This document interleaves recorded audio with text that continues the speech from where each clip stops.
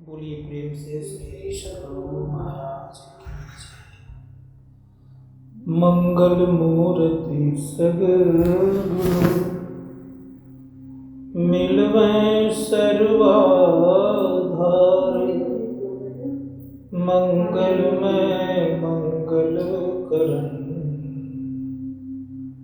बिनवा बारंबार। धन्य धन्य सद्गुरु सुखदाय, महिमा कही न जाय। जो कछु कहूँ तुम्हारी कृपा, मोते कछु न बसाय। उपस्थित सभी जनों को मेरा बारंबार नमन।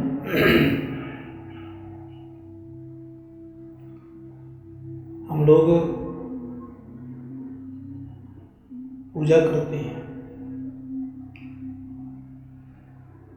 पूजा करने के दरमियान ये सोचना चाहिए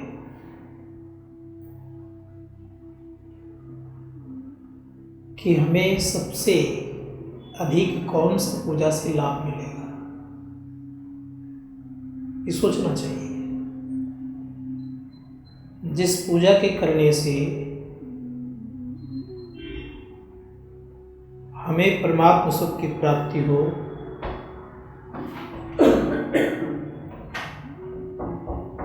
वो कौन सा पूजा है।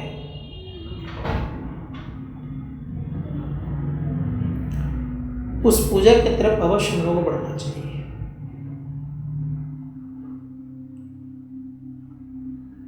गोस्वामी तुलसीदास जी महाराज सदैव याद रखेंगे आप लोग। उसको तुलसीदास जी महाराज भगवान राम के अनन्य भक्त थे। अनन्य भक्त होते हुए भी खूब भक्ति की उन्होंने। इतनी भक्ति की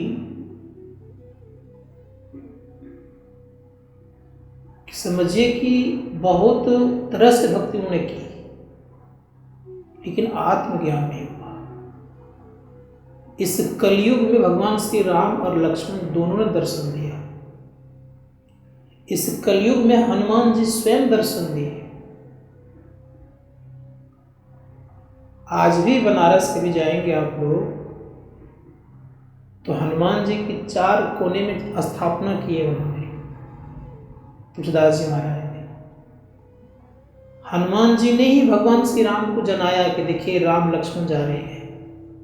कहा चित्रकूट के घाट पर भई संतन की भीड़, तुलसीदास चंदन घिसे तिलक नेत्र। संकेत किया तोते के वेश में आकर के। इतने बड़े भक्त होते हुए भी आत्मज्ञान नहीं हुआ। ये सोचने वाली बात है और विचारने वाली बात है कि आत्मज्ञान नहीं हुआ। भटकते रहे, घोर साधना की। कहाँ आकर के तो गुरु के आदेशानुसार उन्होंने घोर साधना की। गुरु से शिक्षा दीक्षा लेकर घोर साधना करने के बाद तब भी आत्मज्ञान नहीं हुआ। संजोग से एक गुफा में बैठे हुए थे ध्यान करने के लिए। उसी समकक्ष एक बड़े उच्च कोटि के महात्मा हो गए थे। वे एक भंडारा करवा रहे थे। भंडारा करवा रहे थे, उनका नाम था नाभादास जी महाराज। जाति के निम्न वर्ण के वर्ग के थे वे, उच्च वर्ग के थे नहीं। निमंत्रण देने गए तो शिष्य को कहा कि कहाँ है गोस्वामी जी, कहाँ हैं? कहा ध्यान कर रहे। कहा खबर मेरा भिजवा दीजिए। अब खबर जब भिजवाने गए तो कहा कह दो कि ध्यान करने बैठे हुए हैं। क्योंकि निमंत्रण देंगे, ये उच्च वर्ग के थे, ये ब्राह्मण थे, वे निम्न वर्ग के थे, वे जाति के डोम थे, उनके कैसे भंडारा खाएंगे, लोग क्या कहेंगे। ये लोग का जो अपवाद है ना बहुत खतरनाक हुआ करता है। जातिवाद, समाजवाद, देशवाद, प्रांतवाद, ये बात बहुत खतरनाक हुआ करता है। परिवारवाद, ये सब अच्छा नहीं होता है। अभी आपने कहा मानव से मानव को तोड़ना नहीं चाहिए, और ये सब तोड़ता है। जातिवाद, समाजवाद, परिवारवाद, बड़ा छोटा पूंजीवाद, ये सब तोड़ता है। और यहाँ क्या करें कि मानव से मानव को नहीं तोड़ना चाहिए। तो तुलसीदास जी महाराज के अंदर में जातिवाद का एक अहंकार था, ज्ञान नहीं हो पाया था। ये भी नाभादास जी महाराज कम नहीं थे, उच्च कोटि के महापुरुष थे, संतत्व गति को प्राप्त कर चुके थे, संत बन चुके थे। इन्होंने क्या किया, बैठे रहे, उनके बाहर में एक चबूतरा था, उस पर बैठे रहे। योग बल से उनको लघु शंका का तलब लगा दी। लघु शंका समझते हैं ना, का उसका तलब लगा दी। अब लगा छटपटी तो बाहर निकले और देखते वहां से बैठे हुए हैं। अब तो उनका सिर झुक गया। कहा कि महाराज कैसे आना हुआ आपका। तुलसीदास जी महाराज पूछ रहे हैं। कहा महाराज क्या बताऊं, मैं कहा था निमंत्रण देने, लेकिन आप साधना में रत थे, लेकिन मेरा मूल्य तो आपने लघु शंका के बराबर ही समझा। जैसे इस बात को कहा बहुत लज्जित हुए। खने ने महाराज ऐसा मत कहिए, कहिए कैसे आना हुआ। क्योंकि मैं निमंत्रण देने आया हूँ, तारीख को मेरे भंडारा है, आप उसमें जरूर पधारिए। कहा अवश्य पधारूंगा। कहा तो दिए, लेकिन भीतर से मन में एक भाव था कि ऐसे समय जाऊं कि मुझे खाना नहीं पड़े।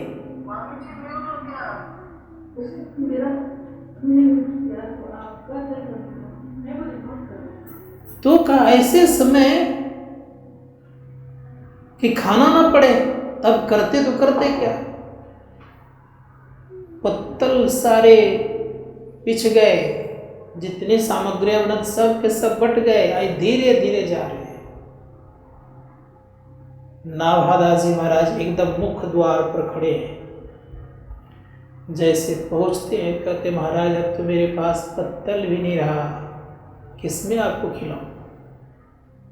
समझ गए कि ये मेरे मन की भाव जान रहे हैं, मन की बात को जान रहे हैं। अंत में वो कहते हैं कि पत्तल नहीं तो कोई बात नहीं, ये जूता है ना संतों का, एक में दाल दीजिए, एक में भात दीजिए, एक में सब्जी दीजिए, इसी में खा लूँगा। जैसे ये भाव प्रकट किए, नाभादास जी ने उनको हृदय से लगाए, आत्मज्ञान प्रदान कर दिए। मैंने उस समय कह रहा था कि कृपा के द्वारा भी बहुत जल्दी प्राप्त हो जाता है मोक्ष। संत की कृपा हो जाए तो जल्दी आपको प्राप्ति हो जाएगी। इसीलिए इतने बड़े भक्त होते हुए इनकी वंदना की, बंदो गुरुपद कंज कृपा सिंधु नर रूप हरि महामोह तम पुंज जाओ सुबचन रवि का। प्रथम देव गुरुदेव जगत में और न दो जो देवा। प्रथम देवता कोई होता है संसार में तो गुरु होते हैं। गुरु पूजय सब देवन पूजय, गुरु पूजा सब पूजा। इसीलिए गुरु की पूजा मन योग पूर्वक करनी चाहिए। यहाँ तक कहा गया कि अगर गुरु की पूजा कर लीजिएगा तो किसी की पूजा करने की आवश्यकता नहीं पड़ेगी। गुरु के चरणों में जितने प्रकार के तीर्थ होते हैं, सब तीर्थों का पुण्य मिल जाता है, फल मिल जाता है। जितने देवी देवता होते हैं उन सबों का फल की प्राप्ति होता है गुरु के चरणों में पूजा करने से। इसलिए तीर्थों का, देवताओं का, साथ ही साथ ये भी ख्याल रखिएगा कि गुरु की पूजा करने से सबकी पूजा हो जाती है। और गुरु अगर जीवन में नहीं है और सब कुछ आप कर रहे हैं तो कहा गया बिनु गुरु जप तप दान व्यर्थ वर्त, तीर्थ फल नहीं दाता। बिना गुरु से आपको न तीर्थ का फल मिलेगा, न जप का फल मिलेगा, ना दान का फल मिलेगा, ना आपको भक्ति का फल मिलेगा। इसीलिए क्या करना चाहिए? गुरु की पूजा करनी चाहिए। संत महात्मा गण कहते हैं गुरु क्या है? गुरु एक प्रकार का कर्णधार है। संसार सागर से पार उतारने की नाव चाहिए। नाव रूप ये शरीर याद रखिएगा। और खेवनहार तो चाहिए ना। खेवनहार का सदगुरु हो। सदगुरु नहीं रहेगा, नाव पड़ा हुआ रहेगा, तो आप याद रखिएगा कि आपकी नाव नहीं चल सकती। संत गोरखनाथ जी महाराज बड़े उच्च कोटि के महापुरुष थे। उनके पास 15 बार काल पहुंचा। काल मतलब मृत्यु। मृत्यु देवता 15 बार पहुंचे, जिसको हम यमराज कहते। 15 बार पहुंचे, 15 बार घुमा दिया, कहा मैं तुम्हारे अधीन नहीं। इतने बड़े महापुरुष, उन्होंने कहा है, उनकी पंक्ति है कि सप्त धातु का काया पिंजड़ा तामहि जुगति बिन सुबा, और सदगुरु मिले तो उबरे बाबू, नहीं तो परले हुआ। कहा कि सदगुरु अगर जीवन में नहीं मिला तो उबार संभव नहीं है। ये शरीर 7 धातुओं से निर्मित है। रस, रक्त, मांस, मेद, मज्जा, अस्थि और वीर्य, ये 7 धातुएं हैं इसमें। और इसमें एक जीवात्मा रूपी शुगा पल रहा है।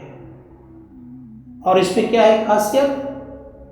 कहा कि अगर उस जीवात्मा को अगर सदगुरु मिल गया तो उबार है, नहीं तो उबार नहीं है। तब उस जीवन क्या होगा? कब प्रलय आने वाला है। क्या प्रलय आएगा?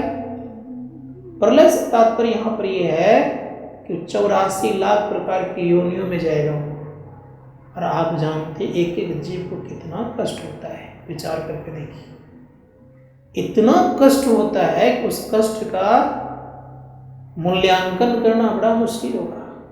आप देखिए, कहीं कहीं देखे होंगे, गाय को ही लीजिए, जो कि हम लोग कहते हैं गाय हमारी माता है। ये भी हम लोग कहते हैं गाय के संपूर्ण शरीर में सभी देवी देवता विराजमान हैं। क्या उसको कष्ट नहीं होता है? क्या उसको परेशानी नहीं होता है? भयंकर कष्ट होता है। संत महात्मा गण कहते हैं कि प्रत्येक प्राणी को कष्ट होता है। कष्ट से उबरने वाला अगर कोई जीवन है तो ये मानव का जीवन, दूसरा कोई नहीं है।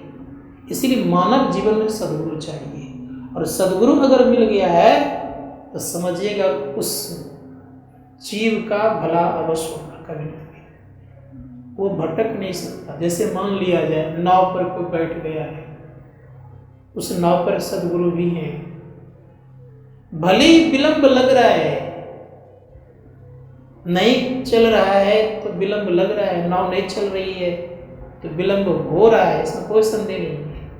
पर जब नाव चलेगी, जब भी खुलेगी नाव, तो किनारे तक लगेगी ही, इसमें संदेह नहीं है। जब भी खुलेगी किनारे लगेगी, बीच में तो नाव रह नहीं सकती, गिरा सकती। इसीलिए जिन्होंने गुरु की भक्ति करना प्रारंभ कर दी है, उनका कभी न कभी किनारा लग कर के ही रहेगा, इसमें कोई संदेह नहीं है। जैसे जो व्यक्ति चलना प्रारंभ कर दिया है तो मंजिल एक दिन उन्हें मिलेगा ही, इसमें कोई संदेह नहीं है। इसलिए महान दार्शनिक हो गए थे लात्सो, और संत भी थे। लात्सो ने कहा कि हजारों मील की दूरी को तय करने के लिए प्रथम स्टेप, प्रथम पग चलना बहुत जरूरी है कि नहीं। अगर प्रथम पग ही नहीं चलेगा, हजारों मीलों को दूरी को तय कर सकता है क्या? नहीं कर सकता।